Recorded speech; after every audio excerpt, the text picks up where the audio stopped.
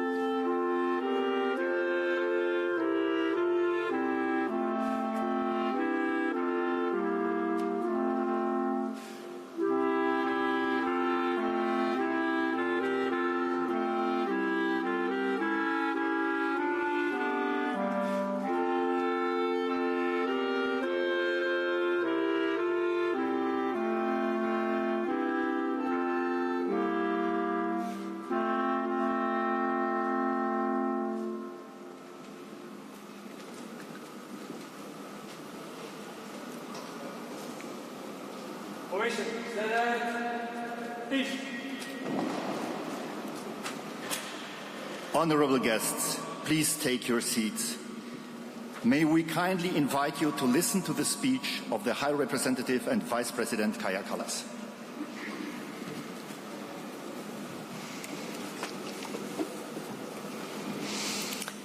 Honorable guests, dear generals, General Brieger. Your post in Brussels caps off a truly stellar career, not least as a commander of the European Union forces in Bosnia and Herzegovina, Chief of Staff to the Austrian Minister of Defense, Chief of Defense of the Austrian Armed Forces, and finally as Chairman of the European Military Committee. Apologize if you feel old by me saying this, but almost half a century of public service is something to be immensely proud of. You could not have taken up your final mission as Chairman of the European Military Committee at a more challenging time for Europe. This is an era-defining moment. Russia's illegal invasion of Ukraine has brought war back to the European continent. And to an extent we have not felt in 80 years. It is upending the international world order, and it is testing European resolve. But Europeans are meeting these challenges with unity and determination. I know that you have been personally instrumental in steering the military committee, the same way encouraging the committee to speak with one voice. And you have relentlessly worked to make our CSDP missions and operations more effective. Under your watch, our naval mission, Operation Aspides, has escorted hundreds of merchant vessels through the Red Sea and repelled Houthi attacks. But it is your work in setting up the EUMM I want you personally to thank you for. I know this process can't have been easy because you had to set up the C2 structure for the mission, and when you have 27 member states in Union, this is not the smooth sailing. But we have trained over 70,000 5,000 Ukrainian troops now. CEUMC is doing exactly what it was supposed to do. Which brings me to your successor, General Clancy. General, you take the reins today at another pivotal moment as talks move forwards on the security guarantees for Ukraine in the event of a ceasefire. By no means are we there yet, but we need to have the conversations today to be ready when the time comes. CEUMC could be the most substantial EU contribution to security guarantees for Ukraine. It could train Ukrainian armed forces in Ukraine and improve the long-term quality and professionalism of Ukrainian army. The very best security guarantee is a strong Ukrainian army. General, as Chief of Defence, you oversaw the expansion and transformation of the Irish Defence Forces in response to new threats. And you ensure they are capable of participating in high-intensity peace support operations with the European Union, NATO, and the United Nations. But it is your interest in understanding leadership and how to improve this within the military system at large that underlines why we are so lucky to have you now. I understand that you also championed improvements to conditions for service personnel. Anyone who has the best interests of staff in mind is the person you want to lead. To briefly conclude, dear General Brieger, I know that everyone will agree when I say that your service to Europe has put us firmly on the right track. I am sorry we say goodbye. We talked about this before because you are an ally in your efforts to ramp up the European defense. And you have been a big supporter at this most dangerous period in the recent European history. But your family, including your wife Isabella and your 3 children and your grandson especially, will be happy to welcome you back in Austria. And although you will always follow the military developments and remain a lifelong advocate of the European defense, swapping the shooting range for a beautiful Austrian countryside is well-earned reward. Dear General Clancy, your values-based approach is just what Europe needs today.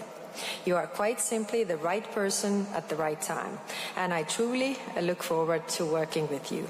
So thank you very much, and thank you for your service.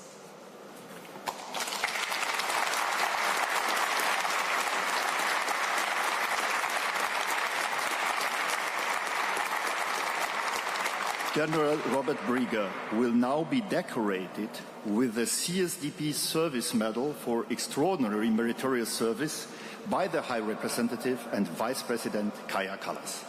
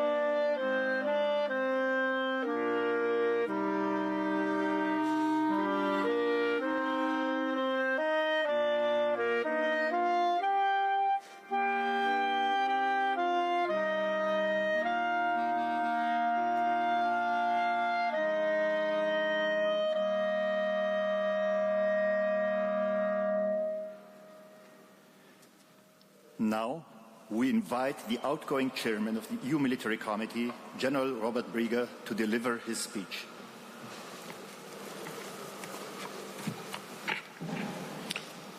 Dear High Representative, Chiefs of Defence of the European Union, military representatives, distinguished members of the diplomatic corps, colleagues from the civilian and military institutions of the European Union, ladies and gentlemen, it has been an honor to serve in these challenging yet transformative times, times in which the European Union's role in defence and security has undergone a major shift. The years since 2022 have reshaped our strategic environment.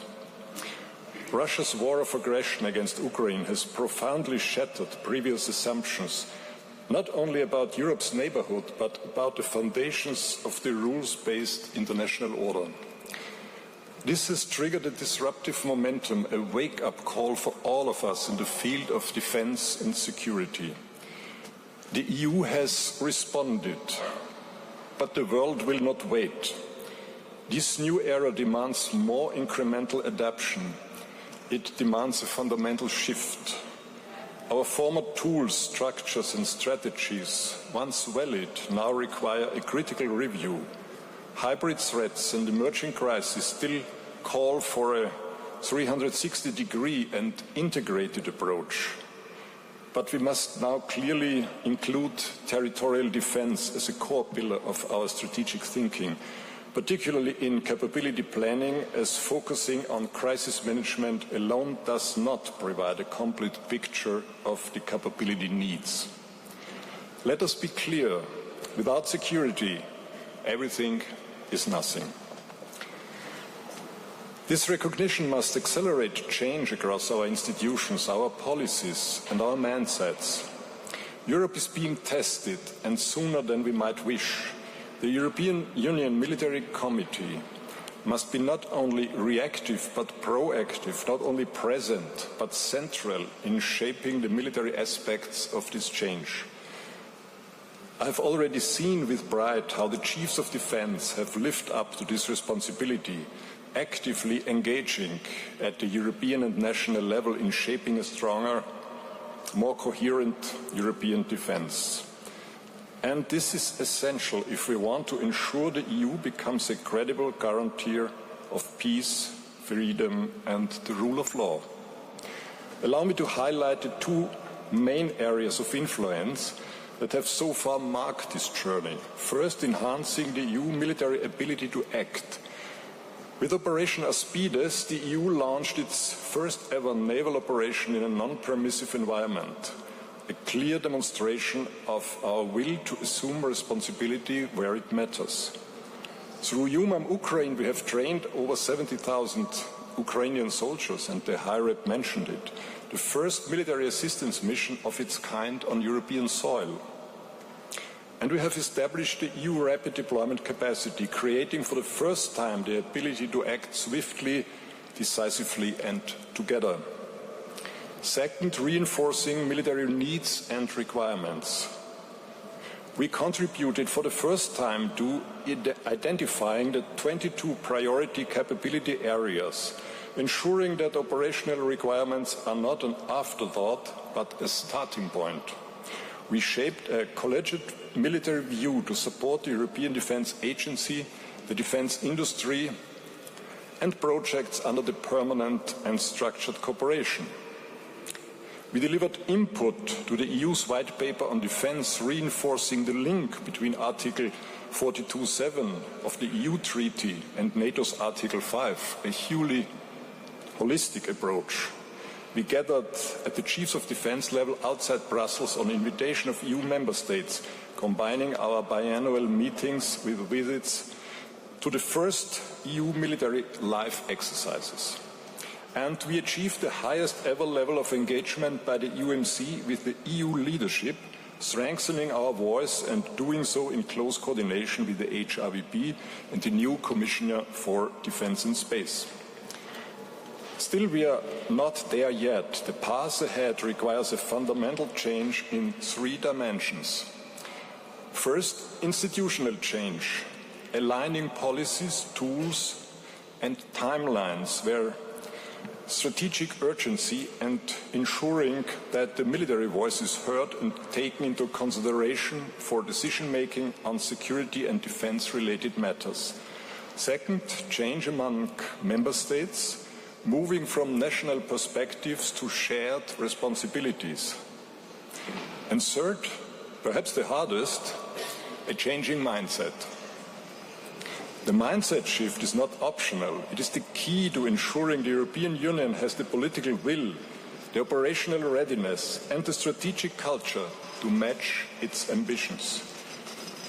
Yes, these are turbulent times, but they are also times of opportunity to develop a truly European military instrument, to match word with action and to prepare our Union for what lies ahead. Let me conclude with words of thanks to the High Representative and Vice President of the European Commission. Thank you for your trust and leadership. To the European Chiefs of Defence and military representatives, your unity and commitment have been the backbone of this journey. To Lieutenant General von der Leyen and the EU military staff, thank you for your professionalism and tireless work. To my outstanding cabinet, your performance has been nothing short of excellent. And finally, to my wife Isabella, your unwavering support has carried me not only through this chairmanship, but through every step of my career. My deepest gratitude.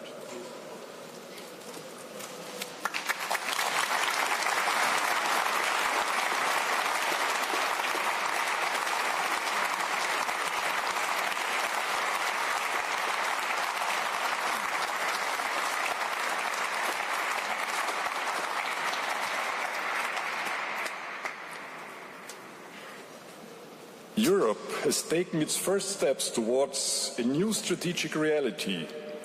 Let us now walk the rest of the way with clarity, courage, and conviction.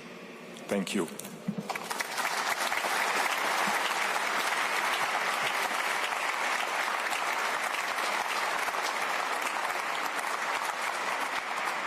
Honourable guests, now the High Representative and Vice President Kaja Kallas will officially hand over the command from General Robert Brieger to General Clancy. Please remain seated.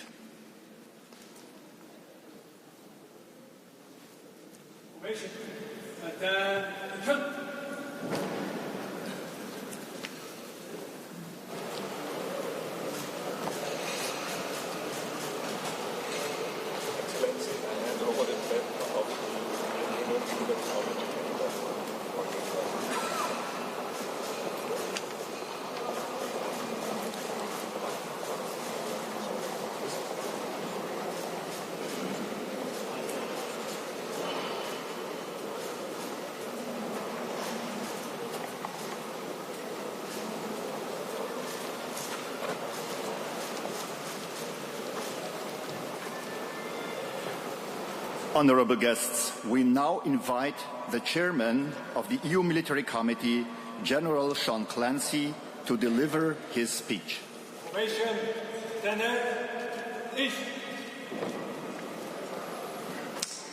High Representative and Vice President Kallas, General Brieger, dear Robert, Lieutenant General Michael van der Leyen, can I now say fellow Chods, or do I need to say Chods of the European Union? Senior defence officials from Austria and Ireland, the Secretary General of the EAS, the Chair of the PSC, ambassadors, military representatives from the Member States, colleagues, distinguished guests, ladies and gentlemen, good afternoon, and once again thank you for your attendance at what is a milestone ceremony for the European Union Military Committee, the first of its kind. I would like to begin my very short address by paying compliments to General Brieger for his leadership of the Military Committee and for his always well-framed guidance to that committee during what has unfortunately been an extremely eventful number of years. The illegal, unjustified and ongoing Russian invasion of Ukraine has brought unwelcome return of conventional warfare to the continent of Europe. Russian influence has also sought to unsettle the EU's presence in the strategically important Sahel of North Africa. Since May 2022, producing a unified EU military response to these events as part of the Union's foreign and security policy has been important, and much of this task has rested on the shoulders of General Brieger, and I want to sincerely thank him today for his untiring efforts in this regard. In addition, I wish to acknowledge the role that General Brieger has played in developing the maturity, the rapid deployment capability and concept of our future crisis response force has reached. For 25 years, the Military Committee, acting within the European Council and composed of the Member States' Chiefs of Defence, represented by the College of Military Representatives, has given military advice and made recommendations to the Political and Security Committee. It has also provided military direction to the European Union military staff and, of course, provides any military advice requested by the High Representative of Foreign Affairs and Security Policy. The never-ending battle rhythm associated with all of these staff procedures is, of course, not an academic exercise. Because as we gather as a senior leadership group here in Brussels, we must be conscious of the responsibility we share for the deployment and support of currently some 3,500 military personnel who are serving on the EU's common security and defence policy missions and operations throughout Africa, in Bosnia, on the Mediterranean and Red Seas, off the Horn of Africa, in the Indian Ocean, and perhaps most importantly, in the support of our European neighbours, Ukraine. The sacrifices being made in human suffering by the armed forces and civilian population of Ukraine has presented the rest of us within Europe with what may be limited space and time to react. For us to come together and to be prepared to deter any similar attacks on the Union, our populations and our democratic way of life. Planning for, training and spending on defence can only take place in the absence of war. Our common history has taught us that it is too late to address defence deficiencies when you need to use them to protect yourself. In the current security environment, the EU will require hard power as much as it has in the past utilised its soft power.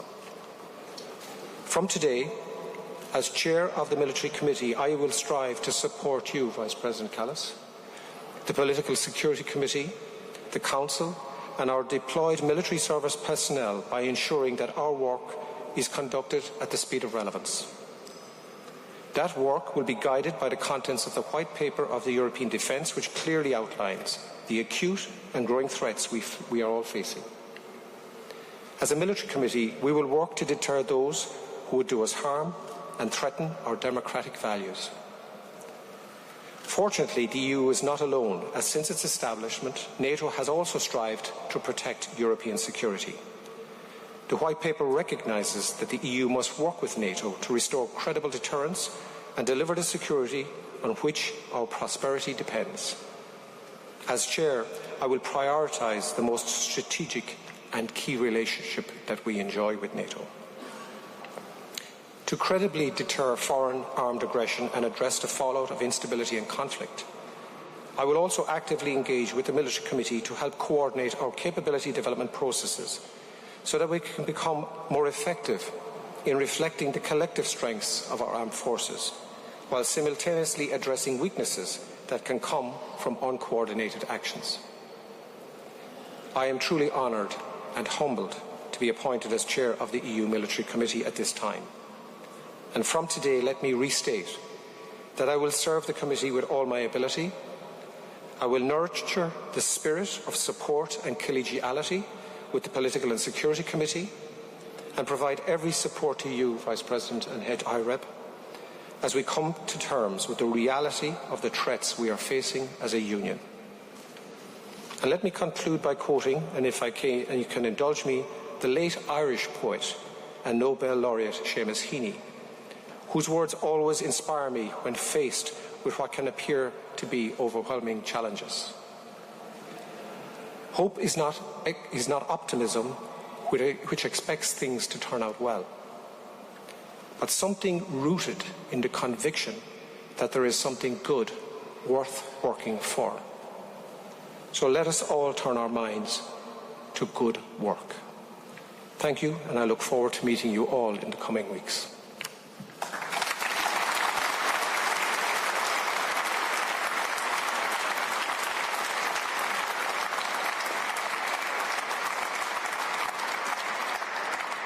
Honourable guests, we invite you to stand up for the departure of the High Representative and Vice President Kaja Kallas, the new Chairman of the EU Military Committee, General Clancy, and his predecessor, General Robert Brieger. Formation.